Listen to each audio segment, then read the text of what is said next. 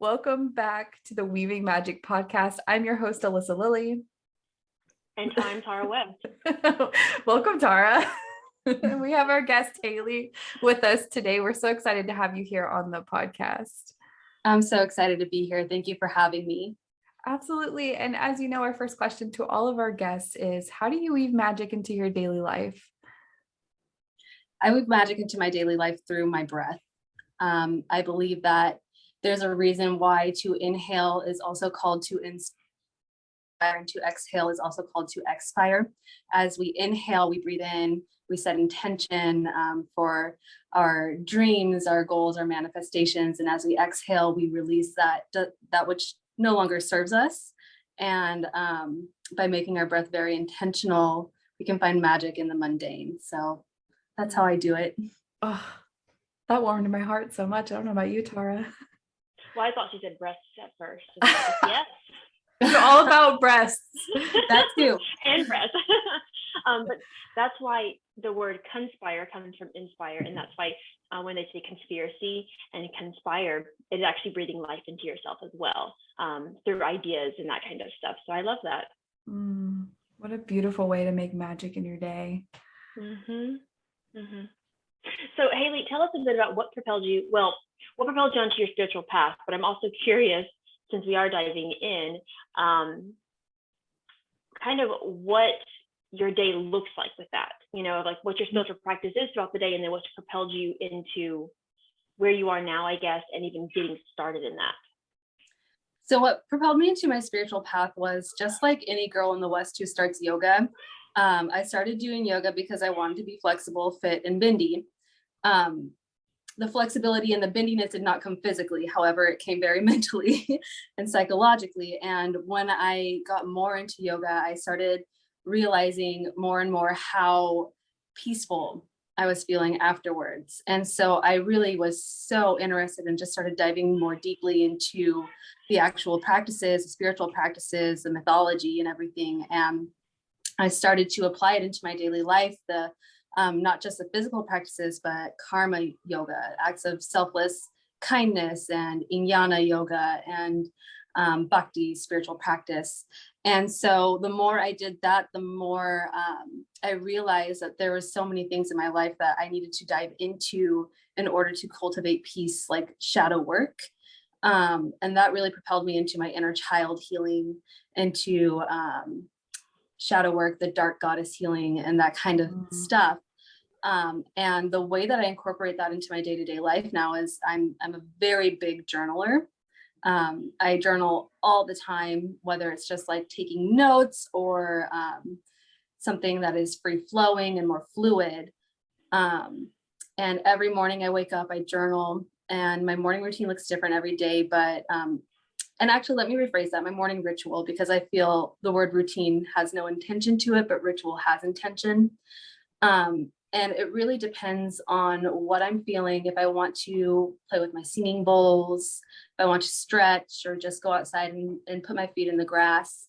And I'm very big on the breath, like I said earlier. And I know there are ways to do pranayama where I'm actively, intentionally doing a more macro breath work, but the more micro breath work of breathing in intentionally with every breath that I can remember to is really how I practice my spirituality, is how I stay connected. I loved you mentioning all of the different types of yoga because they're not well known. They are definitely I think that I don't even know the word for it, but I guess the one that'd be the most well known is asana yoga. Is that the one that's the most well known? Asana, yes. Yeah. I know there's so many. I also know yoga nidra and like those kinds. So can you kind of tell us a few more that we don't know and like how beautiful and beneficial they are? Absolutely. Well, bhakti yoga is the practice of spiritual devotion, devoting your practice to something bigger than you. And in reality, when yoga came about, asana wasn't necessarily around. It was all seated meditation, and it's about discovering the union, because yoga means to yoke, to create a union. between yourself and the divine. Also realizing that we were never really separate. So instead of creating the union, I suppose it's recognizing the union. And bhakti is devoting yourself to your spirituality. And then jnana yoga, I love, this is the practice of I am. So even as you're saying affirmations in the mirror, I am divine, I am worthy, that in itself is a yoga practice. And then karma yoga, which is acts of selfless kindness, where you just do kind things for people without any expectation of reward. And those ones were very, very powerful for me, because there was a point in time where I was very disconnected from my asana practice. I was very disconnected from my physical body as I was healing after domestic violence. And I really put all of me into karma and jnana yoga. And it was, and still is, extremely beneficial for me. I want to circle back to how you said yoga, you went in to be flexible and bendy, and how it applied to your mind instead of your physical body. I love that example of how the universe is, okay, I know exactly what you need. Here you go. Absolutely. Absolutely. I went in to loosen these hips and I loosened up my mind instead. And I'm curious with, what you said of bhakti and karma, because I think that we think of yoga, we think of movement. And, obviously movement can be of the mind and like that. It doesn't have to be the body movement. But would you say, to get even more technical for those of us listening, that doesn't mean necessarily you're doing yoga, like the poses that we're thinking of, like if it's karma, it's other types of like mental yoga. Is that what you would explain it as? Yeah. Other types of mental yoga. Another really good one for bhakti, the spiritual devotion, would be kirtan, which is chanting, singing, using your throat and expressing yourself that way. And then, yes, with karma yoga, it is about just random acts of kindness. So say you see somebody who's going into the dollar store who needs help and they ask you for it, and instead of shying them away, you give them whatever you can, or you go in and let them pick out whatever they want, but you don't tell anybody about it necessarily, because it's not for the clout. It's for, oh, I'm just going to do this kind thing for this person who needs it. Mm-hmm. That's beautiful. I didn't know that was a yoga type of yoga. Mm-hmm. Yeah, yoga is everywhere. Yoga is everything. Mm-hmm. I want to hear. Go ahead. It makes me think of those things that you see, especially around Christmas time. Of, I gave food to this homeless person. Let me, take a screenshot of it. Let me take a video of it. I volunteered at this place. Look at me making dinner for people. Mm-hmm. Mm-hmm. And there was even something I read or saw recently that actually changed my perception of how this is done. And it's going on mission trips. And the person that has done it multiple times, and she was saying, and I have like no knowledge of this instance, so I can't really speak on it. I'm just speaking on what she said, of how she went on mission trips. You go to those orphanages and you love on those people and those kids. And they're like, yeah, my friend said they were going to come and get me out, or am I going to see you again? And how it actually is more damaging to those kids because we're trying to show up in that way. And then we never go back. We never talk to them again. That, and like also another tangent of like how the abuse can come from people you're just randomly letting in because they don't do many background checks. That's a whole other topic, but it made me think of doing those things. And sometimes, even if we do have good intentions behind them, where is our heart truly? Are we showing up in the way to make a difference and to put it on your resume? I did a mission trip, I did this, right? Or is it, I'm just here to help, I'm here to send money because that's what I can do? Or I'm, what is the intention? And I really like how you said that it's not for the clout. Yeah. I want to hear more about your yoga process for healing trauma and emotional wounds. I'm very curious about it. Yes. So this came to me. I've been studying different forms of not just yoga, but healing techniques for many years. I would say my journey was propelled in 2016 after I had been practicing yoga already for about 5 years, where I started a mindfulness-based stress reduction course. And we practiced mindful yoga, mindful walks, mindful eating, and just taking notice of everything around you while you're in the process of what it is that you're doing. And I found that mindfulness was extremely beneficial for me because I was able to drop into my body and discover where certain emotions are arising within me physically, and then create a dialogue with those feelings. And I also have studied rapid resolution therapy. I did a 40-hour training in this, which is a really interesting form of trauma release that does not rely on prolonged exposure to your traumatic experiences. And this is not to talk down about talk therapy at all, but most of the time in talk therapy, you're reliving this experience over and over and over again. And by reliving this experience, you're re-traumatizing your body because you feel it all over and over and over again. So the point of rapid resolution therapy is so that it works on both the conscious and the subconscious level, so that you can convince your subconscious that this event is no longer happening and these feelings of fight or flight no longer come up into your body and arise and stress you out and your adrenal system as well. So what rapid resolution therapy is is that it works with a lot of symbolism. It works on the senses because subconscious mind doesn't understand reason. It understands symbol, it understands smell, sight, touch. And it works through visualization, through sound healing, meditation, and some energy work is involved too, but there's also ways where it can be very scientific and logical for the people who have a more logical brain. So I love that it works both subconscious and consciously. And then I also have infused pranayama, breath work, and asana, and singing bowls. And I've kind of melded this all together into a practice. On myself, I do it maybe once a month because it's a 90-minute practice. You have to set up the time for it, for all of it together. However, I do infuse these little practices into my day-to-day life as much as I possibly can. And this has been enormous healing for me. And that's why I kind of melded them all together for yoga resolutions to bring them out into the world. I love that. And I love how you talk about you don't have to go back and relive the experience. I think it's really more about experiencing the emotion that we have stored and moving through that. And I love how that incorporates that mindset.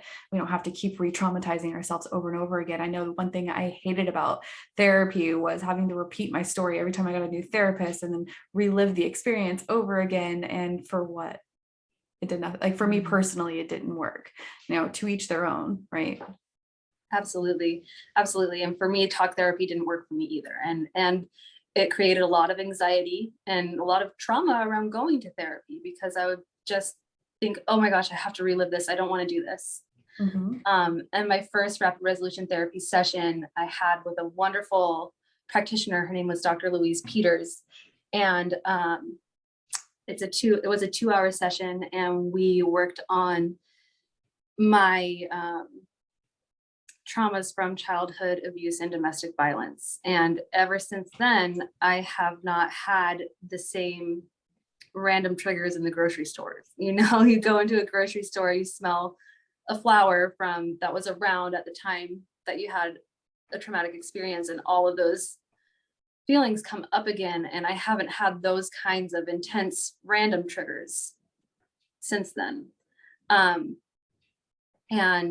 I just noticed how powerful it was and the way that you could pair it with yoga.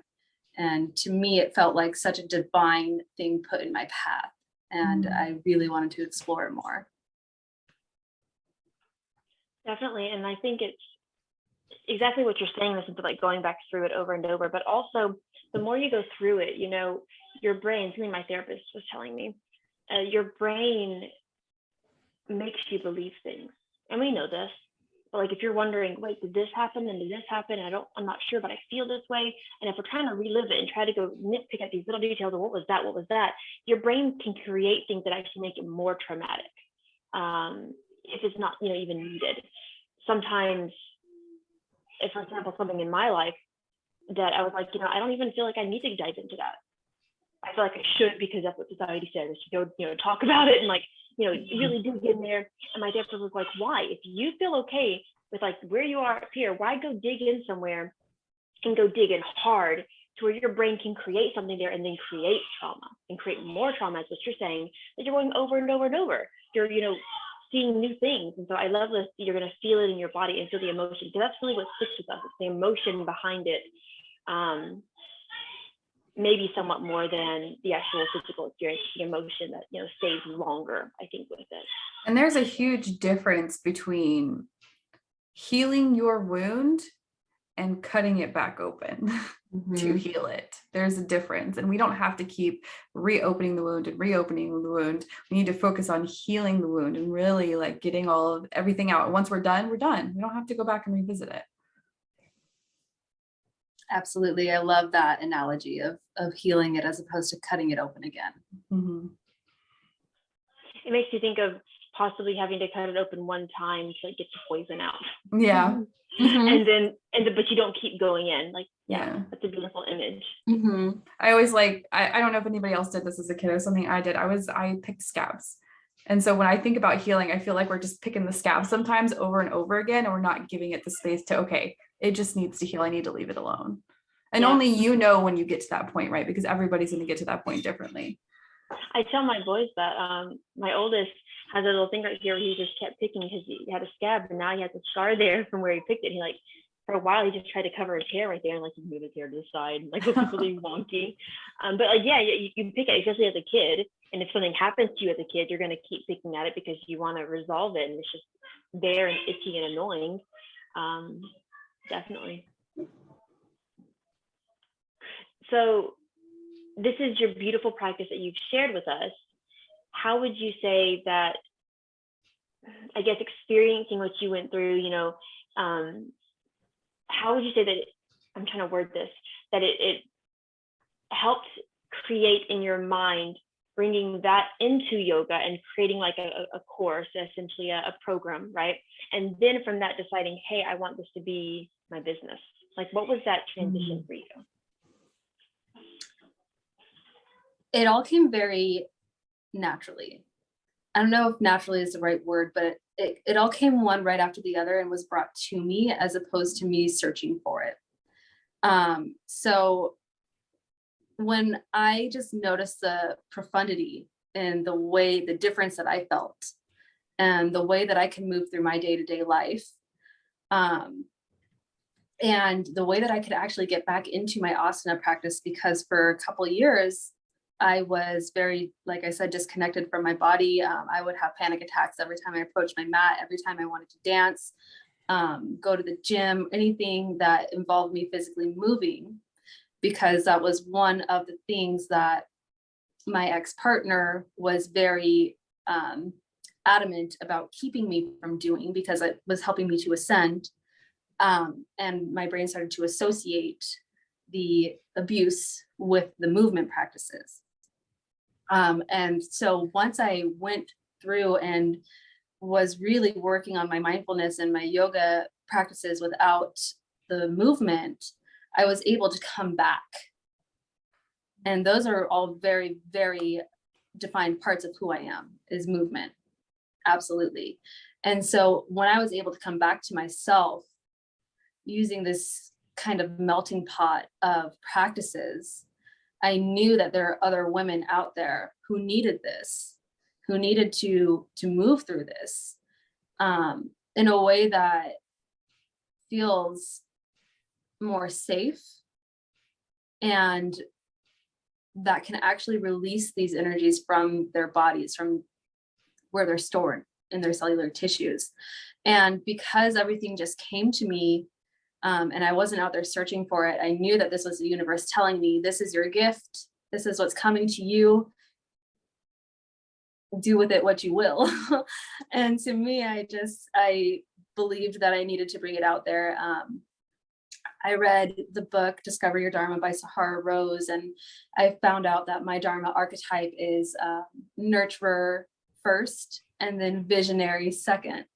And so the fact that all of these were given to me around that same time that I read the book It was just the biggest universal sign that I could have ever interpreted. And to me now, I believe it is my mission to do this. It's why I was put here on this planet, to nurture and to help people come into their full powers and, excuse me, no longer be controlled by their trauma responses and the triggers and reactions. Hey, nurturer. I love that. You are very much a nurturer. I feel that deeply as well. That's what I am. But I'm curious how you, because you said this word, to do so safely. How did you start safely? You know, what step did you take to?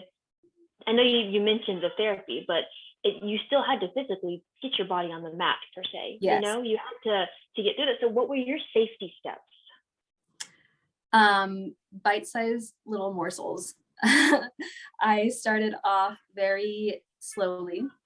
When I would do my practice at home, it would last maybe 5 minutes. I would allow whatever was coming up to arise and to feel it fully, as opposed to trying to push it down and pretend like it wasn't happening and continue with my practice. The way, you know, most asana practice is very linear. So it's like step right foot forward, lower chaturanga, you know, instead of going through those number by number steps, I just allowed my body to do what it needed to do. So you're not doing specific positions, you're just moving your body in a way that feels good. Yes, absolutely. And also I would go to group classes with people that I was safe and familiar with. Group classes have a completely different feel because it's a community. And once I was able to get comfortable in the little bite-sized pieces that I was doing of fluid, intuitive movement and the group classes, is when I was able to start my daily practice again. And I was also, during this time, taking my yoga teacher training, but it was an online teacher training. And so for the whole year that I was working on my 200 hours, and a year is a long time, and that's because I was really having a hard time doing the physical part of it. I worked on all of the education, all of the anatomy, all of the alignment, and all of that while I was still having a hard time doing my physical practices. And once I felt like I could handle a longer practice, I went from 5 minutes to 10 minutes, 10 minutes to 15. And I just upped it in increments of 5 minutes every time, if I felt like I could handle it. So that would be the way that I kind of eased my way back in, was first of all, very small portions at a time. And then also surrounding myself in community too. What would you recommend for someone wanting to do the 5-minute intuitive movement, but is not super familiar with yoga or yoga poses at all? Because I feel like when we show up for a yoga practice, we have this envisionment of what it should look like. And I know for me, when I do intuitive yoga, that's a big resistance that I've had to work through is, okay, what do I do now that I'm here without a video telling me what to do? I would say go back to the basics. So if you are wanting to do intuitive movement through yoga, I would start with the very, very basic poses. Downward facing dog was a good one because you can spend 5 whole minutes there just doing intuitive movements by barrel rolling your body, walking the knees, twisting and grabbing an opposite ankle. So coming to the poses that are very widely known, and also, and I feel like every yoga teacher is going to cringe when I say this, but also like, don't worry so much about the alignment when you're doing your intuitive movements, because this isn't about whether you're stacking your hips over your knees correctly in this particular practice. Oh yeah. And so what you want to do is to come into a pose that, you know, child's pose even could work, and really sink into that pose and ask your body, what do I need here? So maybe if you're in child's pose, maybe you walk your hands off to the left. come back through center, walk your hands off to the right. Maybe you put your hands in prayer and bring them back over your head, but allow your body to really tell you what it needs by sinking into that one basic pose, and then listening for the dialogue. I love that. I think my favorite when I started in my doing intuitive yoga and just kind of trusting how I wanted to move is tabletop, and like the circular motions you can do with your hips and really get into your sensual grounded state is one of my favorites. And I love that idea. I love that idea of, one, intuitive yoga, I do that, but I didn't think of it like choosing one pose, one spot, right? And sticking with that for 5 minutes versus, we're just going to do what it feels.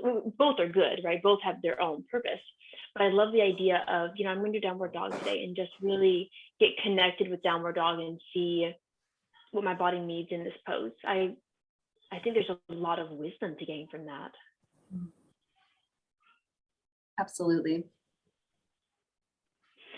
So I'm guessing that you invite your little one in to do yoga with you, and your practices, your rituals in the day. What does that look like? I know for me, I love having my boys involved, but also I'm like, I want my own space. It's the battle. It is. The battle. So as a mom, what do you choose? When do you choose to invite her in? When do you choose to just have that for yourself? So a lot of the times I'm awake before her. So in the mornings is when I have my time to myself, or when she's at school is when I have my time to myself. I always know that if I roll out my yoga mat and she's around, she's going to be on it or on top of me.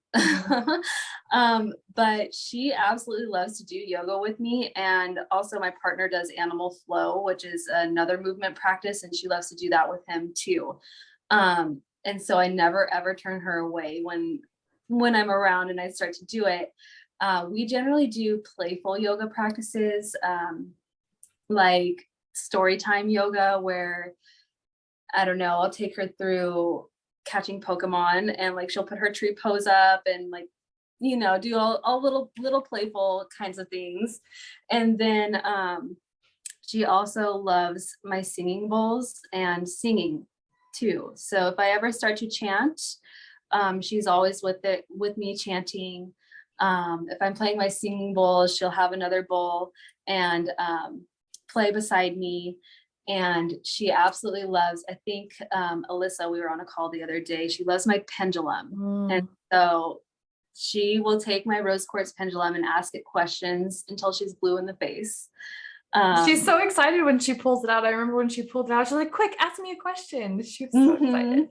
Absolutely. And a lot of our ritual time, so that's more like playful time together, but our ritual time is before bed.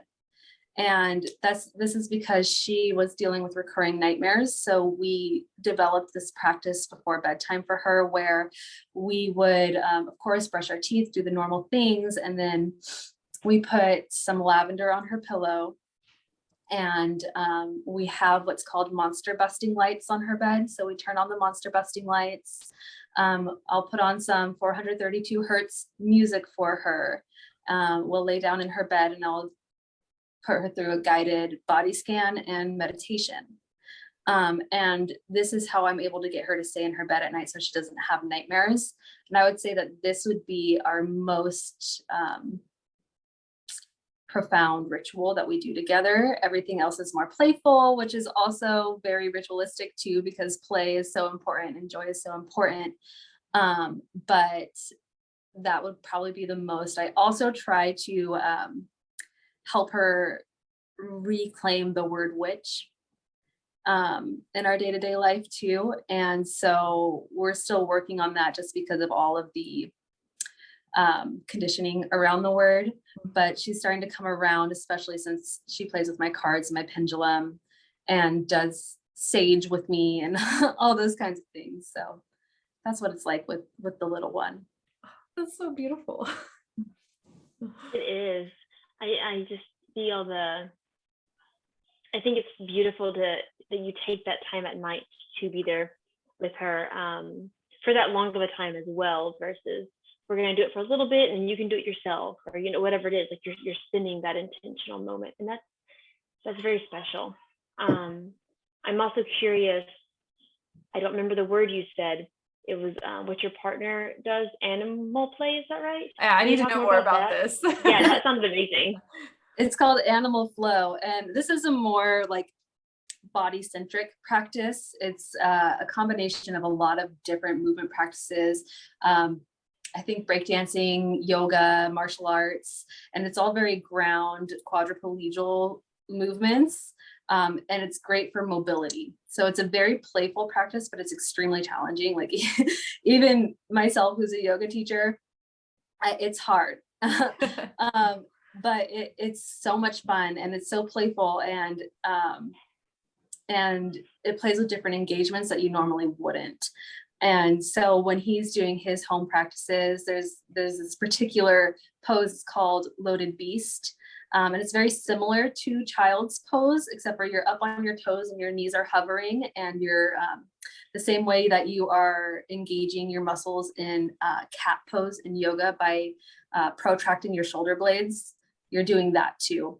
And so she has a blast doing like loaded beast to like, there's so many different movements, and I'm not completely familiar with it the way that he is. I've just done it a few times for him while he was getting certified. And I can tell you, it's probably one of the most challenging movement practices I've ever done. Wow. Where did he learn about this? You said being certified. I wasn't sure if it was something he like thought up or that kind of thing. Like, yeah, that's cool. He learned about it on social media, I think, from some of the fitness influencers that he follows on Instagram. He's a very fit and active person to begin with. He's also a certified strength trainer, surfer, and soccer player too. So he's very into movement. And he came across this practice, I believe, oh gosh, I can't remember the Instagram tag, but this woman, her name is Francesca, I believe. And he just saw the movements that she was doing, and he was like, this is very interesting. And he started practicing it himself and noticing the way that it made him feel. And then he was like, absolutely, I'm getting certified with this right now. He's level 1, but he's going to take it all the way through level 3. And he's, since we don't really have a big animal flow base out here in Brevard County in Florida, he's hoping to like be the head of it. Yes, that is so exciting. Both of you are just in this amazing creative state of being where you are in your life right now. I love that. Yeah, it's wonderful how parallel it is too. And how does that feel, having a partner who is on the same parallel path, essentially, right? Because y'all are different paths, but you're both going for essentially your dharma and just making it work. How does that feel? It's wild. It's really incredible. It's so different from, I don't want to say what I'm used to, but from what I've experienced in the past. Once we got together, we started taking some radical responsibility for our lives and the roles that we played in our past too. And as a survivor of domestic violence, I know that taking responsibility for what happened to me is kind of like a controversial thing to say, because obviously it's not your fault that this happened to you, but what role did I play in this? And so we spent a lot of time where we were largely facilitating each other's healing process, especially mine, because I was finally in a safe place where I could feel all these feelings that I was shoving down. And it manifested in physical illness and mental illness, and he was there as my rock beside me. And then once I was able to kind of pull through and come back to myself, we really started setting these goals together. And we're in the beginning stages, of course, but it's so cool to be next to someone, side by side with somebody who also is striving for these certain goals and has similar ambitions and outlooks and everything. So it's beautiful is all I can say. And what advice would you give someone who desires that life? Maybe they're in a domestic situation, or maybe they have a great partner, but that partner isn't as motivated to find what lights them up, right? And what advice would you give for just starting that conversation, if it's able to, like if we're talking about the latter? Obviously the first would be extremely difficult. I would say start working on yourself first. Whatever it is that you want to manifest into your life is your responsibility. So instead of approaching somebody else and asking them to build it with you, start to build it within yourself and lay that foundation, because what is meant for you will come around. You'll start attracting that into your life. But the best way to start, at least for me, the best way I started was to reconnect to my physical body and to also read books that light you up. I don't want to call them personal development or self-help books, but like books that give you guidance and that connect with you. Right now I'm reading a book called Witch by Lisa. Oh gosh, I can't remember her last name. You shared it. I can't remember either. Is it Lisa Lister? Yes, that's who it is. And this book itself is amazing at helping you awaken to your powers. And so they don't have to be the traditional quote self-help unquote books, but books that really light you up and help you connect to your highest self in a way that is beneficial to coming into your higher self. So it is like a personal development in a kind of way, but I just don't necessarily like that lump of like self-help. Mm-hmm. But really study yourself and what makes you tick, and then start bringing it into fruition by that same idea of bite-sized morsels, just a little bit at a time, see how it feels. And if this person that you're with is meant to grow with you, then they'll just magnetize. Mm-hmm. And this person that you're with might not be on a spiritual path or feel like they want to, that's also okay. There is a woman, I don't necessarily have a lot of insight on that, but there is a woman that I follow. Her name is Tiffany Ingle, and she has a whole course about you evolving while your partner doesn't necessarily want to be on the spiritual path, and how that's okay and you can make it work. Well, and I love that when you are manifesting this relationship, it may not show up in the form of a intimate relationship like a partner. Tara was that for me. We met when we started working on ourselves and healing, and then we met each other, and then we've grown this beautiful relationship of support as we've gone through the growing pains of starting a business. And now, Hailey, you're with us in our mastermind as we grow our businesses together. And so we're attracting more than just that intimate partner. Absolutely. But it definitely does start with yourself. I love that you said that, because you can't change anybody but yourself. And yeah, thanks for pointing that out, Alyssa, is that, you know, you may even be looking for that in your partner, as in like spouse or those intimate relationships. And while I have an amazing spouse who is motivated in his own way, and, you know, the way that he wants to go, we're definitely not on the same spiritual path whatsoever. And it's nice it's nice to have someone like Alyssa who I can call and just talk about the woo-woo stuff, and instead of my husband looking at me like, what are you saying? Like, even just bless even just them, today, they try so hard. Like having my book idea that I told him today about, that's not super woo-woo, but it's just like it's kind of a fun idea. And he was like, I just support you. Because it's a lot. And so I think at least I get that question a lot of how do you know when to stay with your partner if they're not on the same spiritual path as you, and that kind of stuff. And I feel like there's a lot of talk about leaving, you know, leaving relationships because they're not exactly what it's not a perfect relationship in the sense, like you're not.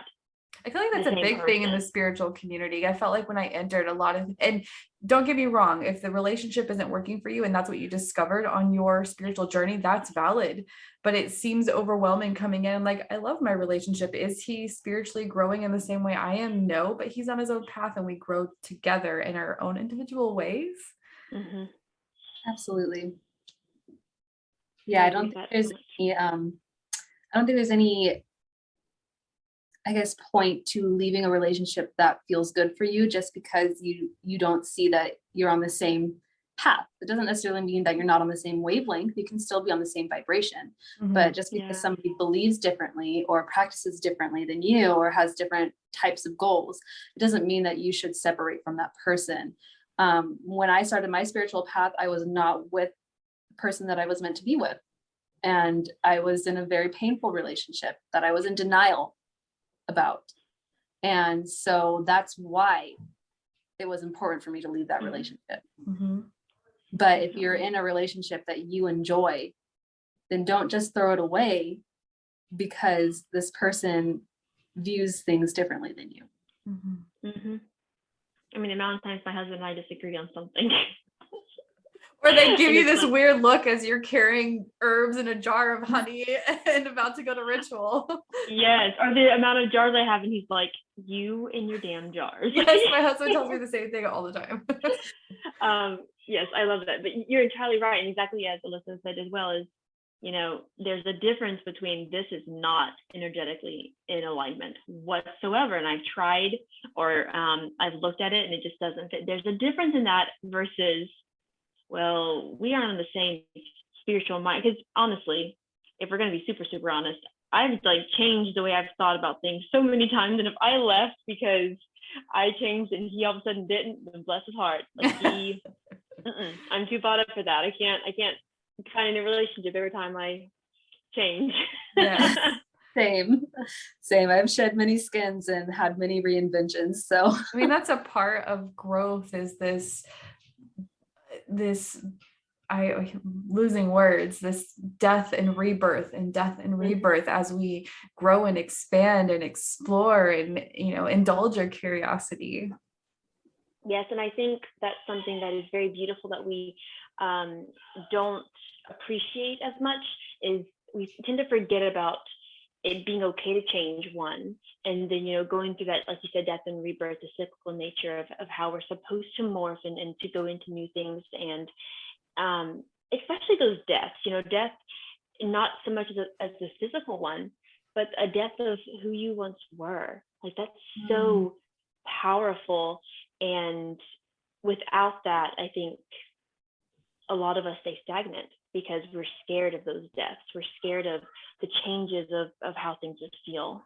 And I feel, and it's hard because you also have those relationships that still call to who you were or remember you as who you were, and have a hard time accepting the transition that you're making. And I think that's why so much when people start their spiritual journey, they lose a lot of friends and relationships because they're not able to move past that point of, oh, you're not who you used to be. Or when you have kids. Yes, same. Well, when you have kids, it's the same thing. You are going through a rebirth. And I feel like for every mother or parent that I've talked to, you know, you come out the end as a different person. It almost expedites the healing process. And you have two choices. It's either going to drown you or you're going to come out of it. And that can happen both back and forth as you're going through it. You know, you start drowning and then you come out of it feeling stronger and better. And then you start drowning again. And it's just this, again, that death and rebirth that kind of, you come out a whole different person. Poof, I don't know how we got on that topic. My heart is lit up. Mine is too from that. Absolutely. There was something, and I feel like, you posted it, Hailey. Maybe I'm wrong, about motherhood, something where it was like, when you are, I'm trying to remember, when you're going through that pregnancy and birthing process, you know, you feel as if you're breaking in two, and you feel like you're being stretched thin, reborn. There's words, I can't think of exactly what it said, but essentially that it's because you are meant to break. You are meant to shift from that. And I just think of like all the times that, like, you know, what if those pains during your pregnancy, granted, there's some pains that you probably shouldn't have that you talk to your doctor about, but those pains that we have, like, oh, I'm feeling nauseous and I'm feeling this, and like the things that we think are normal, quote unquote, and then we hate them and like it's all miserable. What is making you nauseated to where you feel like you need to go throw up and release and purge and all that kind of stuff, that is then helping you move and grow into that person you're going to be as that child's mother or parent? Yeah, it's very much a purging process, physically, emotionally, spiritually. Yeah, Oh, I think I remember what post you're talking about, and the gist of it was that this pregnancy is meant to trigger you into your healing process so that you can heal Yes. not only yourself, but all the women to come in your lineage, and also to be a beacon of healing for other women around you. Mm. And my pregnancy absolutely did that to me. Absolutely did that to me. And I felt that, Alyssa, when you said there's that process of where you're like drowning or where you're shining, and it goes back and forth, and it ebbs and it flows, and it's never linear. And that's exactly what motherhood has been for me. And it has definitely turned me into a better person.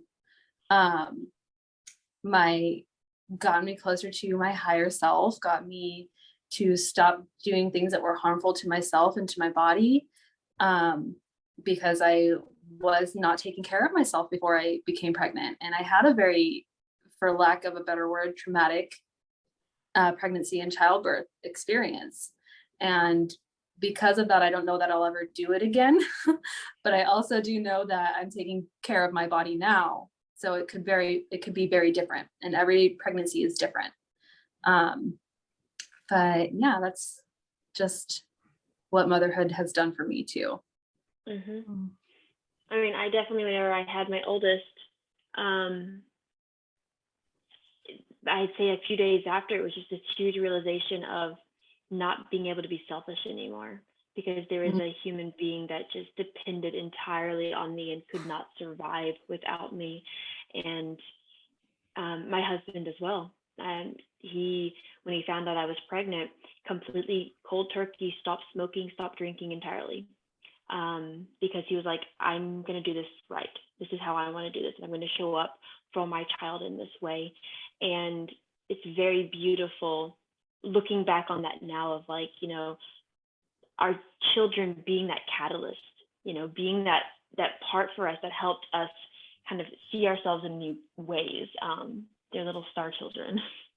and I love Absolutely. how even though only one person in the partnership is having the physical baby, you can see the shifts and how you grow in a partnership when you go through that process sometimes too. It's just, I feel like for everyone involved in that, it's such a time of healing and growth.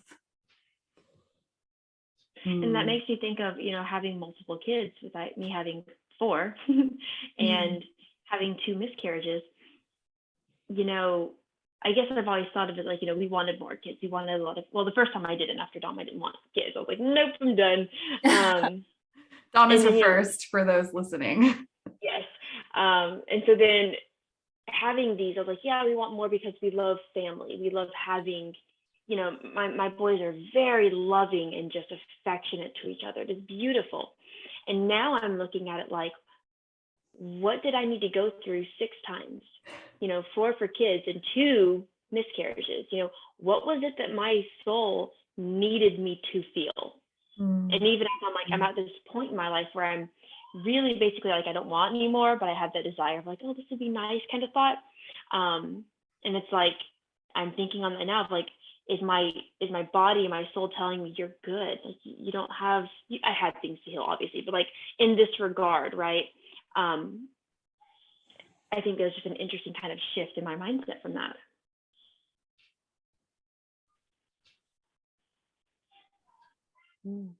Gotta let that soak in.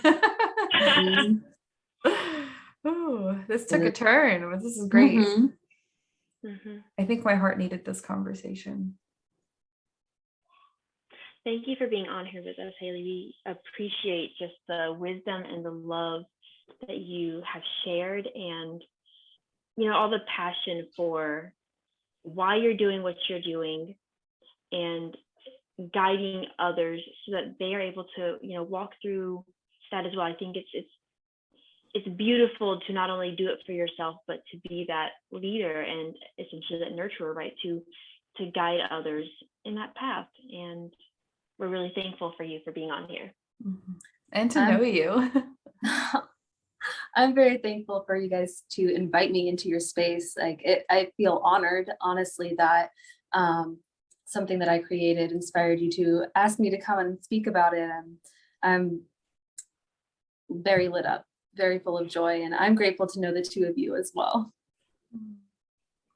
I want to say that I think a fun challenge for this episode would be to do intuitive yoga, as Alyssa said, with Hailey's recommendation of choosing one pose and just playing with that pose for 5 or maybe even 10 minutes, however you feel, playing with that pose and really diving in. Hailey, do you have any recommendations or ideas for that? Yeah, I would say put on your favorite song that's speaking to you. And the same idea as doing an intuitive dance movement, where you drop in, sync with your breath, and then ask your body what it's calling for. Maybe it's just calling for mountain pose and you're just standing straight up in great alignment for a while and you play around with that. But always drop in and just ask, what do I need here? And it could call for you to be inverted in downward dog. It could call for you to be on your knees in child pose, and pay attention to what it's calling for. Because if it's something where you're standing, then you might need some root chakra love. If it's something where you're feeling twisted, you might need some solar plexus love. And then, so on and so forth. If you want to be on your hands, then heart chakra. And so pretty much every pose corresponds to a chakra, and each chakra has its own energy that can correspond to a part of your life that needs healing. And just so be very mindful of what your body is saying to you. And then if you feel called to afterwards, write about it, journal on it. And then if it's something that you feel like you need to release, maybe safely burn it or bury it, and give it back to the earth, to the elements, so that it can be transmuted. I'm excited to find some yummy movement with you, Magic Weavers. Yes, definitely. Well, Hailey, thank you so much once again for being on. And we never know how to end these. We'll see you on the next one. See you on the next one. Thank you so much for having me. This concludes another episode of our Weaving Magic podcast. We release one episode a week, so be sure to subscribe to catch the latest episode as soon as it releases.